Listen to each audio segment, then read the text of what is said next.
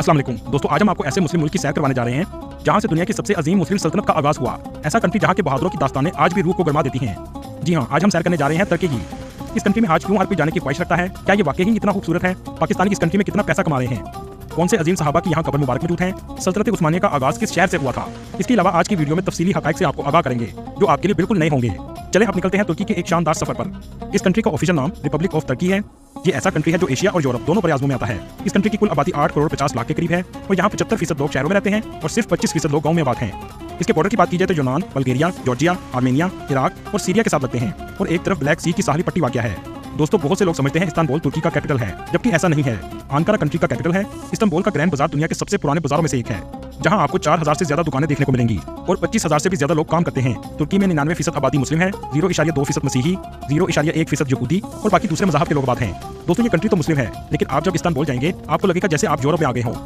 Phosphorus Istanbul को दो बड़े आज़मों यानी यूरोप और एशिया में तकसीम करता है। यहाँ पर कश्ती की सैर करना सियाहों के लिए एक बेहतरीन तजर्बा है। फास्फोरस के किनारे पुराने महल्लात और जदीद इमारतें इसकी सैर को और भी यादगार बना देती हैं। सल्तनत उस्मानिया के आखिरी दौर का महल आज भी मौजूद है। इसका नाम डोलमा बागचा महल है। इस महल की शान शौकत में यूरोपी तर्ज तामीर और इस्लामी फन तामीर का हसीन मंजर आपको देखने को मिलेगा। तुर्की की खूबसूरत गलियों में आपको मजेदार खानों के रेस्टोरेंट हर जगह नजर आएंगे। तुर्किश ब्रेकफास्ट पूरी दुनिया में सबसे ज्यादा फेमस है। दोस्तों, क्या आप जानते हैं हजरत अयूब अंसारी रज़ी अल्लाह तआला अन्हु पैगंबर इस्लाम सल्लल्लाहु अलैहि वसल्लम के अजीम सहाबी थे, जो मदीना मुनव्वरा में आप सल्लल्लाहु अलैहि वसल्लम के मेजबान थे। हजरत अयूब अंसारी रज़ी अल्लाह तआला अन्हु ने इस्लाम की तबलीग के लिए इस्तांबुल का सफर किया और वहीं पर वफात पाई। इनका मज़ार अयूब सुल्तान के नाम से मशहूर है और इस्तांबुल के अयूब जिले में वाक़या है। ये मज़ार मुसलमानों के लिए एक मुकद्दस मकाम है, जहाँ हजारों ज़ायरीन हर साल आते हैं। सुल्तान सुलेमान अव्वल जो उस्मानी सल्तनत के ताकतवर हुक्मरानों में से एक थे, इनका मकबरा भी इस्तांबुल की खूबसूरत मस्जिद सुलेमानी मस्जिद के अहाते में बनाया गया है। दोस्तों, आपने मौलाना रूमी रहमतुल्लाह अलैह का नाम तो सुना होगा, जो इस्लामी दुनिया के मशहूर सूफी शायर और फलसफादान थे। इनका मज़ार कोनिया में मौजूद है। ये दुनिया भर के सूफी अकीदतमंदों के लिए एक मुकद्दस मकाम है। मौलाना रूमी की तालीमात आज भी लोगों को सब्र, मोहब्बत और इंसानियत की तलकीन करती हैं। इसके अलावा कई उस्मानी खानदान के मकबरे भी मौजूद हैं। सोगुत मगरबी तुर्की का एक छोटा सा तारीखी कस्बा है। इस इलाके में अर्तुगरुल गाजी और इनका कबीला आबाद हुआ और यहीं से उस्मानी सल्तनत की बुनियाद रखी गई। इस कस्बे में अर्तुगरुल गाजी का मज़ार भी मौजूद है। तुर्क अवाम के लिए ये एक मुकद्दस और कौमी विरसा है। उस्मानी सलातीन ने इस मज़ार की तामीर और देखभाल की। ये मकबरा न सिर्फ तुर्कों के लिए बल्कि इस्लामी दुनिया के लोगों के लिए भी एहतराम का मकाम है। अर्तुगरुल गाजी की याद में हर साल सोगोत में खसूसी तकरीबात मुनक्कद की जाती हैं। ये तकरीबात आमतौर पर सितंबर में होती हैं। तुर्की के अर्तुगरुल ड्रामे की वजह से आलमी सतह पर इसे शोहरत मिली और इसी वजह से अब बड़ी तादाद में लोग इस मकबरे में आते हैं। यहाँ आकर लोग इनकी कुर्बानियों और जद्दोजहद को याद करते हैं। यहाँ जाने का आपका तजर्बा तारीखी और रूहानी होगा। सल्तनत उस्मानिया के सबसे अहम सुल्तान, जिसका नाम उस्मान गाजी था और इन्हीं के नाम से इस सल्तनत का नाम रखा गया। इनकी कब्र तुर्की के शहर बोर्सा में मौजूद है। ये कब्र बोर्सा के तारीखी इलाके तूफाने के पहाड़ी पर वाक़या है।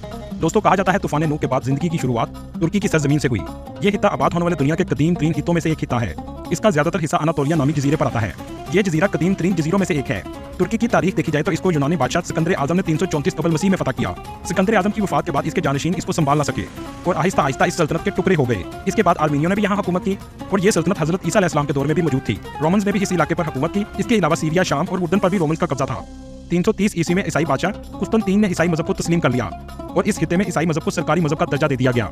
दोस्तों, रोमन बादशाह कुस्तुनतीन ही कुस्तुनतुनिया की बुनियाद रखने वाला शख्स था और इसी के नाम से इसका नाम कुस्तुनतीनिया रखा गया। इससे पहले इसका नाम बेज़ंतीन था और आज इसको इस्तांबुल के नाम से जाना जाता है। तुर्की में तकरीबन 90,000 मसाजिद मौजूद हैं। ये मसाजिद मुल्क भर में फैली हुई हैं।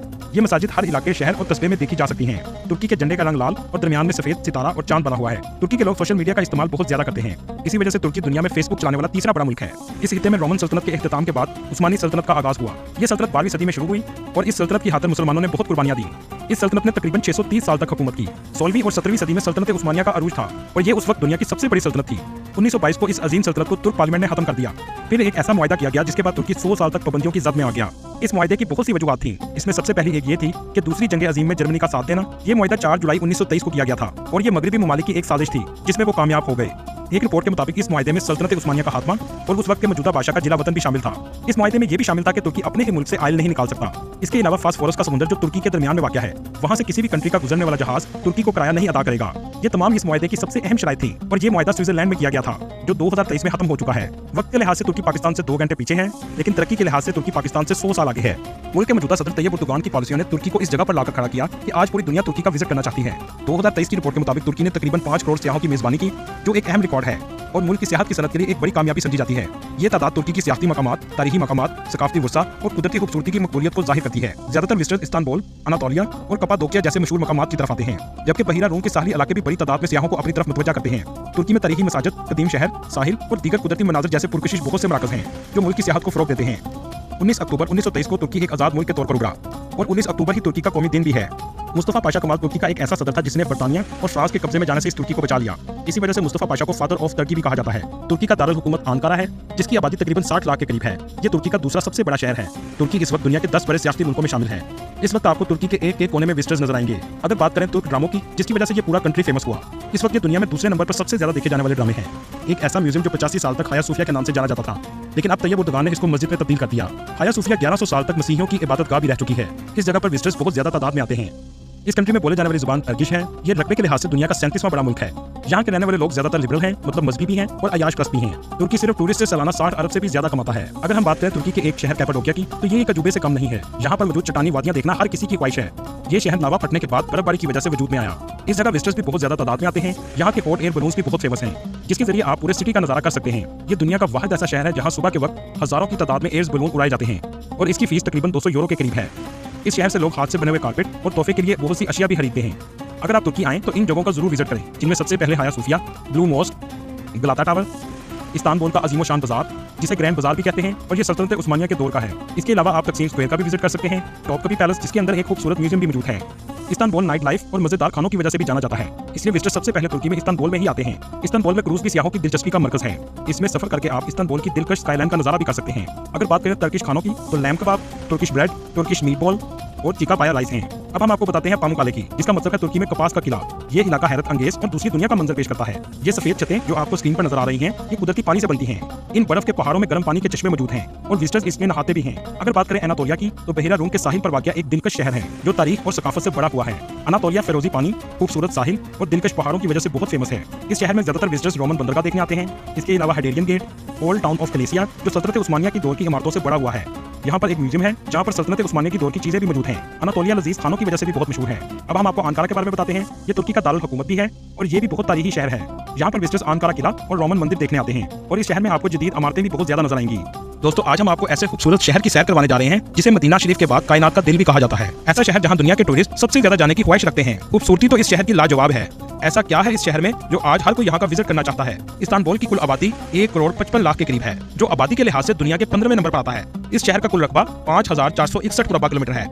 इस्तानबुल की तारीख बहुत पुरानी है। इस जगह हजारों साल पहले इंसान आबाद थे। सदियों पहले 3 बड़ी सल्तनतों ने इस शहर पर हुकूमत की, जिनमें रोमन्स, बाज़ंतीनी और ओटोमन हैं। रोमन्स ने 330 ईस्वी से 1204 ईस्वी तक हुकूमत की।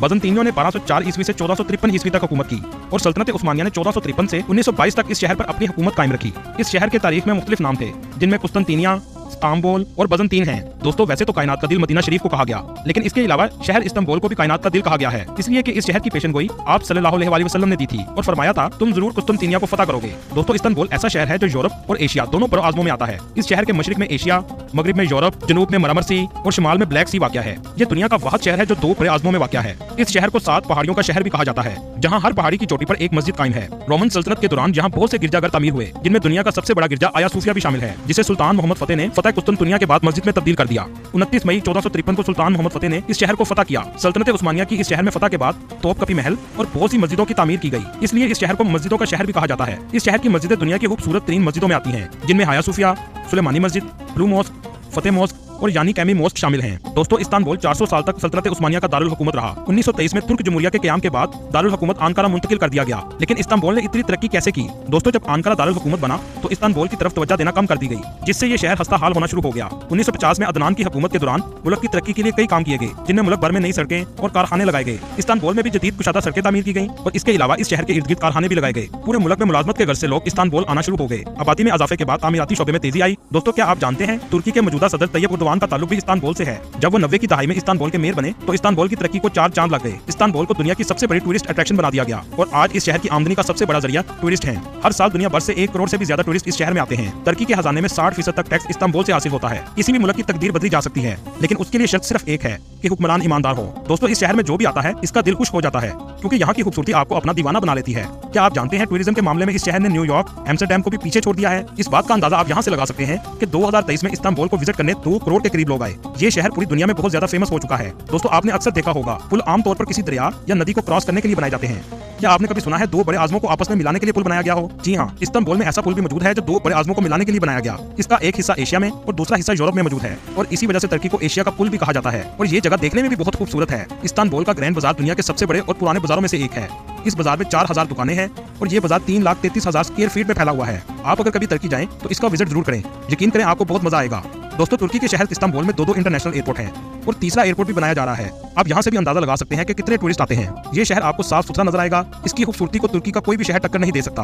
खूबसूरती के साथ साथ टूरिस्ट को जो चीज यहाँ खींच कर लाती है वो है यहाँ के खाने। दोस्तों, क्या आपने कभी चिकन से बनी हुई मिठाई खाई है? इस्तांबुल में आपको ऐसी मिठाई भी मिलेगी। इस मिठाई का आगाज भी इस्तांबुल से हुआ। खाने पीने के शौकीन लोग इस्तांबुल में आकर खूब मजेदार खाने खाते हैं।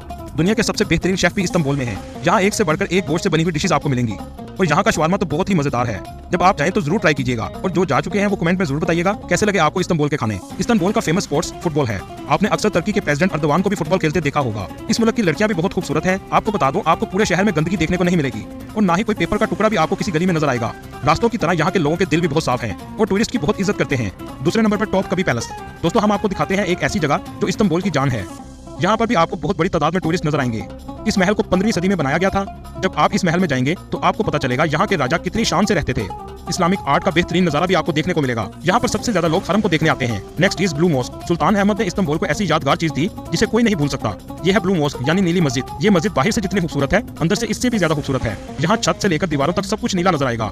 आपको बता दो, इस मस्जिद को बनाने में 7 साल का अरसा लगा और इसे बनाने का काम 1609 में शुरू हुआ और 1616 तक मुकम्मल कर लिया गया। कमाल की बात यह है कि यहाँ से आपको समुद्र का नजारा दिखाई देगा और इस मस्जिद में आकर आपको सुकून मिलेगा। Next is Basilica Cistern. दोस्तों, आपको दिखाते हैं इस्तांबुल की एक ऐसी जगह जहाँ जाने के बाद आपका दिल खुश हो जाएगा। यह है बेलिस्का सिस्टम जो जमीन के अंदर बनाई गई है। यहाँ आपको 336 रूम नजर आएंगे। अंदर से इसका नजारा देखेंगे तो आपको बहुत मजा आएगा। इसको 532 ईस्वी में बनाया गया था। ये भूल भुलैया की तरह है। ये दरअसल पानी इकट्ठा करने के लिए बनाया गया था। यहाँ से पानी टॉप कभी पैलेस में पहुंचाया जाता था। आज ये इस्तांबुल की सबसे फेमस जगहों में से एक है। Last but not least, princess island. दोस्तों, गर्मियों में आप अगर इस्तांबुल में सुकून पाना चाहते हैं तो प्रिंसेस आइलैंड सबसे बेहतरीन जगह है। यहाँ ट्रांसपोर्टेशन में आपको घोड़ा गाड़ी और सिर्फ साइकिल मिलेगी। यहाँ कोई ट्रैफिक का शोर आपको नहीं मिलेगा। दोस्तों, पाकिस्तान से तुर्की का वीजा आसानी से लग जाता है। तुर्की का वीजा लेने के लिए आपको अनातोलिया ऑफिस जाना पड़ता है जो पाकिस्तान के तकरीबन हर बड़े शहर में मौजूद है। तुर्की के वीजे की फीस 60,000 पाकिस्तानी रुपए है और 14 दिन में वीजा आसानी से लग जाता है। इस कंट्री में इस्तेमाल होने वाली करेंसी तुर्किश लीरा है जो पाकिस्तानी 8 रुपए के बराबर और इंडियन 2 रुपए 50 पैसे के बराबर है। इस कंट्री में बहुत से पाकिस्तानी भी आबाद हैं। एक रिपोर्ट के मुताबिक 5000 से 6000 पाकिस्तानी आबाद हैं। इस कंट्री में आप काम करके पाकिस्तानी 1,60,000 से 2 लाख तक कमा सकते हैं और 80 से 90,000 की सेविंग भी हो जाती है। दोस्तों, ये थी आज की हमारी इन्फॉर्मेटिव और दिलचस्प वीडियो। आपको वीडियो कैसे लगी कमेंट में जरूर बताइएगा और नए वाले दोस्तों से गुजारिश है हमारे चैनल को सब्सक्राइब और लाइक जरूर कीजिएगा। अगली वीडियो तक अल्लाह हाफिज़।